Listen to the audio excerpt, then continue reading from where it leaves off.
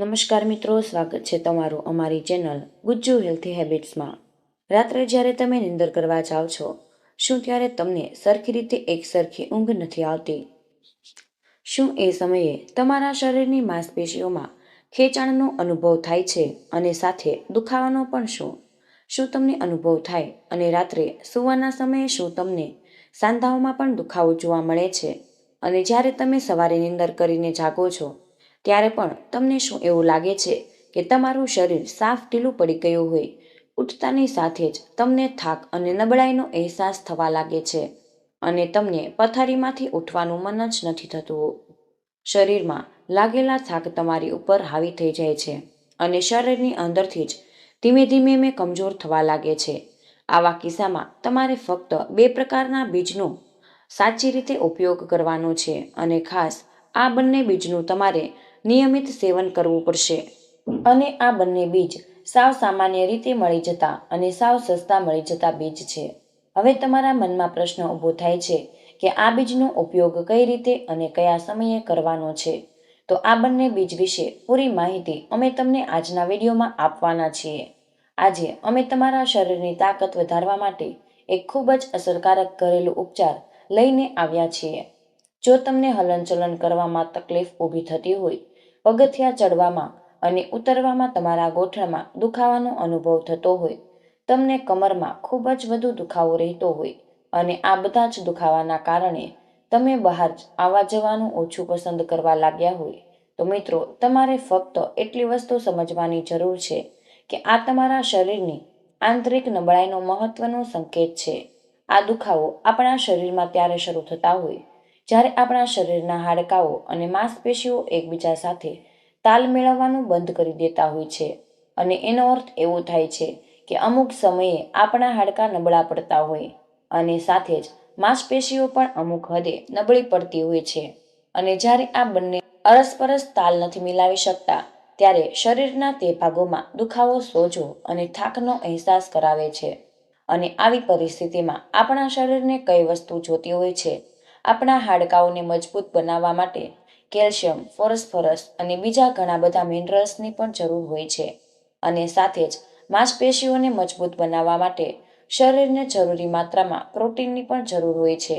પરંતુ આપણે આપણી માંસપેશીઓને મજબૂત બનાવવા માટે ફક્ત એકલું પ્રોટીન જ પૂરું નથી પડતું, તેમાં શરીરને જરૂરી એવા ઓમિનો એસિડની પણ જરૂર પડે છે। એના કારણે પ્રોટીન શરીરમાં જરૂરી માત્રામાં ગ્રહણ થઈ શકે, એવી જ રીતે શરીરમાં કેલ્શિયમનું ગ્રહણ કરવા માટે અને તેને સરખી રીતે પચાવવા માટે શરીરમાં મેગ્નેશિયમની જરૂર પણ પડે છે। આ બંને વસ્તુઓ તો આપણને આ બંને બીજાના કુદરતી રીતે હાજર જોવા મળે છે। હવે વાત કરીએ એવા લોકોની કે જે લોકોના મધુપ્રમેહ એટલે કે ડાયાબિટીસની બીમારી છે, અથવા તો એવા વ્યક્તિ કે જે વ્યક્તિઓનું શરીર કોલેસ્ટ્રોલ અને ચરબીથી વધુ ભરાયેલું છે, જેનાથી તેના શરીરમાં ચરબી વધુ ભેગી થતી જાય, શરીર સાફ બેડોળ થઈ જાય છે અને શરીરમાંથી તાકાત સાફ ગાયબ થવા લાગે છે। તો મિત્રો આવું ત્યારે જ થાય છે કે જ્યારે શરીરમાં પ્રોટીનની કમી થઈ ગઈ હોય, એવા લોકોની માંસપેશીઓ નબળી પડી ગઈ હોય અને મિત્રો ઘણી વખત વારંવાર પેશાબ જવાનું કારણ અથવા તો પેશાબમાં સફેદ કે ફીણ જેવું દેખાવાથી એવું પણ બની શકે છે કે તમારા શરીરમાં પ્રોટીનને મારફત જતું રહેતું હોય અને તેના કારણે જ આપણને શરીરમાં અંદરથી નબળાઈનો અનુભવ થાય છે અને વ્યક્તિને હંમેશા થાકનો અનુભવ થતો રહેતો હોય છે। જો તમારા હાડકાની મજબૂતાઈ ઘટવા લાગી હોય અને શરીરની બનાવટ પણ ઢીલી પડવા લાગી હોય, તો મિત્રો આ બંને બીજ તમારા માટે રામબાણ ઈલાજની જેમ કાર્ય કરી શકે છે। આ બીજ ફક્ત હાડકાઓ અને માંસપેશીઓને જ મજબૂત નથી કરતા, પરંતુ શરીરમાં રહેલા ખરાબ કોલેસ્ટ્રોલને પણ ઘટાડવાનું કાર્ય કરે છે અને શરીરની નળીઓમાં જમા થતી બ્લોકેજને પણ ધીમે ધીમે સાફ કરવામાં આપણી મદદ કરે છે। તો આ વિડીયો એવા મિત્રો માટે ખાસ કરીને ઉપયોગી છે જે લોકો શુદ્ધ શાકાહારી છે અને જે લોકોના શરીરમાં પ્રોટીનની કમી ઉત્પન્ન થતી હોય। આપણે સામાન્ય રીતે જોયું હશે કે ઘણા લોકો પ્રોટીનની પૂર્તિ કરવા માટે મોટાભાગે દૂધ અથવા તો દૂધથી બનેલી વસ્તુઓનું સેવન કરતા હોય છે, પરંતુ બધા લોકોને એ નથી ખબર કે કયા ખોરાકમાં કેટલી માત્રામાં પ્રોટીન હોય છે। જેમ કે 100 ગ્રામ દૂધની અંદર 3 થી 4 ગ્રામ પ્રોટીન હોય છે પાલક જેવા શાકભાજીમાં પણ પ્રોટીન સારી માત્રામાં મળે છે. પરંતુ આ માત્ર આપણા શરીર માટે ઘણી ઓછી હોય અને આપણા શરીરની પ્રોટીનની જરૂરિયાત મુજબ જો બધી આ વસ્તુ જરૂરી માત્રામાં ન લેવામાં આવે તો શરીરમાં પ્રોટીનની કમી ઉત્પન્ન થાય છે. જે લોકો નોનવેજ ખોરાકનું સેવન કરતા હોય તે લોકોને પ્રોટીનની કમી ઓછી થતી જોવા મળે, કારણ કે તે લોકો માછલી અને તેવા ખોરાક ખાતા હોય છે જેમાં પ્રોટીનની માત્રા સારી હોય. પરંતુ શાકાહારી લોકો માટે વિકલ્પો ઘણા ઓછા હોય છે. અને બીજી મહત્વની વાત, ફક્ત પ્રોટીન ખાઈ લેવાથી જ કામ પૂરું નથી થતું. મિત્રો, આ પ્રોટીનનું શરીરમાં પાચન થઈને શરીરમાં ઉપયોગ આવવો એ પણ એટલું જ જરૂરી છે. જો તે પ્રોટીન શરીરમાં જરૂરી માત્રામાં ગ્રહણ ન થાય તો આ પ્રોટીન તમારા પેશાબ વટે એટલે કે યુરિન મારફતે શરીરમાંથી નીકળી જતું હોય અને આપણા શરીરમાં પ્રોટીનની ઉણપ બનેલી રહે છે. જ્યારે શરીરમાં પ્રોટીનની કમી થઈ જાય અને હાડકાઓ અને માંસપેશીઓ નબળા પડવા લાગે ત્યારે આપણા શરીરની અંદરની ઢાંચો નબળો પડી જાય છે અને એવા વ્યક્તિઓમાં ગળપણના લક્ષણો જલ્દી જ જોવા મળે. આપણું શરીર ત્યારે જ સરખી રીતે પ્રોટીનનું શોષણ કરે છે જ્યારે આપણા શરીરમાં 9 એમિનો એસિડ જરૂરી માત્રામાં હોય અને આ 9 એમિનો એસિડ શરીર માટે ખૂબ જ જરૂરી છે. તમે સામાન્ય રીતે જોયું જ હશે કે જે લોકો જીમમાં જાય છે અને બોડી બિલ્ડિંગ કરતા હોય તે લોકો પ્રોટીન પાવડર સ્વરૂપે પણ ખાતા હોય છે અને આ પ્રોટીન પાવડર બજારમાં ખૂબ જ મોંઘા ભાવે મળતા હોય અને આ પ્રોટીન પાવડર દૂધમાંથી જ બનતા હોય. પરંતુ આજના વિડીયોમાં અમે તમને જે વસ્તુ જણાવશું એ એકદમ કુદરતી અને સસ્તી રીતે મળતી જતી વસ્તુ છે અને તે વસ્તુ ખરીદી બધા જ લોકોને પરવડે તેવી છે. આ બંને બીજની અંદર શરીરને ઉપયોગી એવા બધા જ એમિનો એસિડ હાજર છે જે આપણા શરીરને તંદુરસ્ત બનાવવા માટે જરૂરી છે અને શરીરમાં આ પ્રોટીન આપણા લોહી દ્વારા આપણા આખા શરીરમાં બધા જ જરૂરી અંગો સુધી પહોંચે છે અને બધા જ અંગોને ઉર્જા આપવાનું કાર્ય કરે છે. જો આપણા શરીરમાં આ 9 એમિનો એસિડની માત્રા યોગ્ય ન હોય તો મિત્રો શરીરમાં ઘણી બધી ગંભીર તકલીફો જોવા મળતી હોય છે. ઘણી વખત પેશાબમાં વધુ ફીણ બનવા, પ્રોટીનનું શરીરમાં યોગ્ય રીતે શોષણ ન થવું અને પેશાબ વાટે પ્રોટીનનું નીકળી જવું અને આવી બધી સમસ્યા મોટાભાગે મોટી ઉંમરના વ્યક્તિઓમાં જ જોવા મળતી હોય છે. અને આ તકલીફ જ્યારે આપણા શરીરમાં હોય છે ત્યારે આપણને શરીરમાં નબળાઈનો અહેસાસ થવા લાગે છે. હવે મિત્રો વાત કરીએ, જ્યારે આપણે શરીરમાં આ 9 એમિનો એસિડ વાળો ખોરાક ન ખાઈએ તો મિત્રો ત્યારે આપણા શરીરમાં શું શું નુકસાન થાય છે. આપણા શરીરની નસો મારફતે લોહી શરીરના બધા જ અંગો સુધી જતું હોય છે અને શરીરમાં જો પ્રોટીન જરૂરી માત્રામાં ગ્રહણ ન થતું હોય તો મિત્રો આપણી માંસપેશીઓ નબળી પડતી હોય છે. તેવી જ રીતે શરીરમાં અમુક ભાગોમાં પણ આપણને સોજા જોવા મળતા હોય. આપણા શરીરમાં પ્રોટીનની કમી હોય ત્યારે શરૂઆતમાં જ આપણને એટલા બધા લક્ષણો નથી જોવા મળતા, પરંતુ જ્યારે આ પરિસ્થિતિ થોડી ગંભીર થાય છે ત્યારે આના સંકેતો આપણને જોવા મળે છે. ઉદાહરણ રૂપે શરીરના અલગ અલગ ભાગમાં હળવો સોજો આવતો જોવા મળે છે. પગના પંજામાં ભાગમાં સોજો આવતો જોવા મળે, વાળ ખરવા અને શુષ્ક ત્વચા, ફોડલીઓ અને ચાંદા, પેટ અથવા તો નીચલા અંગોમાં સોજો, થાક વારંવાર લાગવો, ચેપ, ત્વચા પર ખંજવાળ, કમળો, શરીરમાં પ્રોટીનની કમી આ હોવાના બધા જ મુખ્ય લક્ષણો હોય છે. અને ઘણી વખત એવું પણ જોવા મળે કે જે વ્યક્તિ શરીરમાં ડાયાબિટીસ આવે તે વ્યક્તિ વારંવાર પેશાબ કરવા જતો હોય છે અને ખાસ કરીને રાત્રે વધુ પેશાબ કરવા ઉઠવું પડતું હોય. એટલે જે વ્યક્તિને વારંવાર રાત્રે કોઈ પણ કારણ વગર વધુ વખત પેશાબ કરવા ઉઠવું પડતું હોય તો એવા કિસ્સામાં બની શકે છે કે તે વ્યક્તિને ડાયાબિટીસની અસર આવી હોય.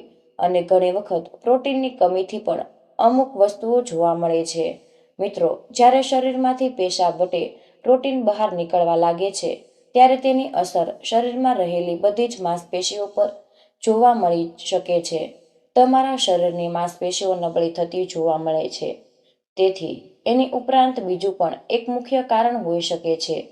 જો હાઈ બ્લડ પ્રેશર, જો તમારું બ્લડ પ્રેશર હંમેશા વધેલું રહેતું હોય એવા કિસ્સામાં પણ ઘણી વખત જોવા મળે છે કે શરીરમાંથી પ્રોટીન બહાર નીકળતું હોય અથવા તો શરીર પ્રોપર રીતે પ્રોટીન ગ્રહણ ન કરતું હોય અને આવી પરિસ્થિતિમાં સોજાઓ અને નબળાઈને જન્મ આપે છે. અને હવે વાત કરીએ કે કે આ બધી પરિસ્થિતિમાં આપણને કઈ વસ્તુ ખૂબ જ ઉપયોગી અને મદદરૂપ બની શકે છે અને આપણા શરીરને તાકાત આપી શકે છે. તો સૌથી પહેલા બીજની વાત કરીએ, પરંતુ તેના પહેલા કમેન્ટ બોક્સમાં સાચા દિલથી જે વ્યક્તિ હર હર મહાદેવ અને જય માતા લક્ષ્મી લખશે તેના બધા જ દુઃખો અને તકલીફો તો મહાદેવ દૂર કરી જ દેશે. અને જો તમે હજુ સુધી વિડીયોને લાઈક નથી કર્યો તો કૃપા કરીને એક લાઈક જરૂર કરી દેજો. સાથે જ વિડીયોને તમારા તમામ સગા સંબંધી અને મિત્રોમાં શેર જરૂરથી કરજો. અને ચેનલ ઉપર નવા હોય તો અમારી ચેનલને સબસ્ક્રાઇબ પણ કરી દેજો. મિત્રો, સૌથી પહેલું બીજ છે સોયાબીન. આ આપણા રસોડામાં લગભગ બધાના ઘરે જ હાજર હોય છે અને બજારમાં પણ સોયાબીન આપણને કરિયાણાવાળાની દુકાને આરામથી મળી શકે છે. સોયાબીનમાંથી ઘણી બધી વસ્તુઓ બનાવવામાં આવે છે, જેમાં આવે છે કે ટોફુ, જેને ઘણા લોકો સોયા પનીર પણ કહે છે. બજારમાં સોયાબીન ઘણા પ્રકારનું મળતું હોય. સુકાયેલું સોયાબીન કાળા કલરનું અને સોયાબીન અને લીલું સોયાબીન પણ મળતું હોય છે. સોયાબીનના બધા જ પ્રકાર પ્રોટીનથી ભરપૂર હોય છે. ખાસ કરીને મિત્રો, 100 ગ્રામ સોયાબીનમાં 35 થી 40 ગ્રામ જેટલું પ્રોટીન હોય છે. એટલે કે સોયાબીન પ્રોટીનનું ભંડાર કહી શકાય છે. તેની સાથે સાથે સોયાબીનમાં એ બધા જ એમિનો એસિડ પણ હાજર હોય છે, જે શરીરને મજબૂતાઈ આપવા માટે જરૂરી હોય છે. તેની ઉપરાંત આની અંદર ફાઇબર પણ સારી માત્રામાં હોય છે અને વધુ ફાઇબરવાળો ખોરાક ખાવાથી આપણે આપણું વજન નિયંત્રણમાં રાખી શકીએ છીએ, કબજિયાતની સમસ્યામાંથી છુટકારો મેળવી શકીએ છીએ. અને તમને ખબર જ હશે કે જે વ્યક્તિનું પેટ સાફ આવતું હોય તે વ્યક્તિ ઓછા બીમાર પડતા હોય છે. સોયાબીનની અંદર ફ્લેવોનોઇડ્સ હોય છે, જે કેન્સરની કોશિકાને બનાવવાથી રોકે છે. ખાસ કરીને પ્રોસ્ટેટ કેન્સર, સ્તનનું કેન્સર અને શરીરમાં બીજા કોઈ પણ પ્રકારના ટ્યુમર થવાની સંભાવનાઓ ઘટાડી નાખે છે. સોયાબીનની અંદર પોટેશિયમ અને ફોસ્ફરસની માત્રા સારી હોય છે અને એ જ મુખ્ય કારણ છે કે આપણા હૃદય માટે અને આપણા હાડકાઓ માટે ખૂબ જ ફાયદાકારક હોય છે. શરીરમાં હાડકાઓ જ્યારે નબળા પડતા હોય અથવા તો સાંધામાં દુખાવો થતો હોય તો એવા કિસ્સામાં પણ તમારે સોયાબીનનું સેવન કરવાનું ચાલુ કરી દેવું જોઈએ. હવે આપણે વાત કરીએ કે બીજા બીજ વિશે. બીજા બીજનું નામ છે ક્વિનોવા, જે કુદરીને મળતું અનાજ છે. હવે આ બીજ ભારતમાં ઘણી જગ્યાએ મળવા લાગ્યા છે. આ બીજને પશ્ચિમ દેશોમાં ખૂબ જ વર્ષો પહેલાથી ખાવામાં આવે છે અને હવે ભારતમાં પણ અમુક જગ્યાએ આની ખેતી કરવામાં આવે છે. ક્વિનોવા, આ નામ તમને સાંભળવામાં થોડુંક અલગ લાગતું હશે, પરંતુ આ બીજની અંદર 9 આવશ્યક એમિનો એસિડ હોય છે, જે શરીરના બધા જ અંગોના વિકાસ માટે ખૂબ જ જરૂરી માનવામાં આવે છે. તેની ઉપરાંત આની અંદર મિનરલ્સ ભરપૂર માત્રામાં હોય છે, જેમાં આવે છે zinc, magnesium, copper, folic acid, iron, calcium અને પોટેશિયમ. આ બધી જ વસ્તુ આમાં સારી માત્રામાં હોય છે અને તમે ભાત અથવા તો રોટલીની જગ્યાએ પણ ખાઈ શકો છો. અને આનું રેગ્યુલર સેવન કરવાથી તમારા શરીરમાં ઘણી તાકાત જોવા મળશે. આ બીજમાં પ્રોટીન પણ સારી માત્રામાં હોય છે અને ખાસ કરીને તમારા પાચન તંત્રને પણ મજબૂત બનાવે છે. ગેસ, કબજિયાત, એસિડિટી, એના જેવી પેટને લગતી સમસ્યાઓ પણ ઘણો ફાયદો આપવામાં મદદરૂપ છે. દાંતને મજબૂત બનાવે છે અને દાંતની આજુબાજુના પેટાઓ જ્યારે થોડા નબળા પડવા લાગે છે અથવા તો પેટામાંથી લોહી નીકળવાનું શરૂ થતું હોય તો એ વસ્તુ પણ શરીરમાં પ્રોટીનની અને બીજા પોષક તત્વોને કમીની દર્શાવે છે. આ બીજ આ બધી જ કમીઓને દૂર કરવામાં મદદરૂપ બની શકે છે.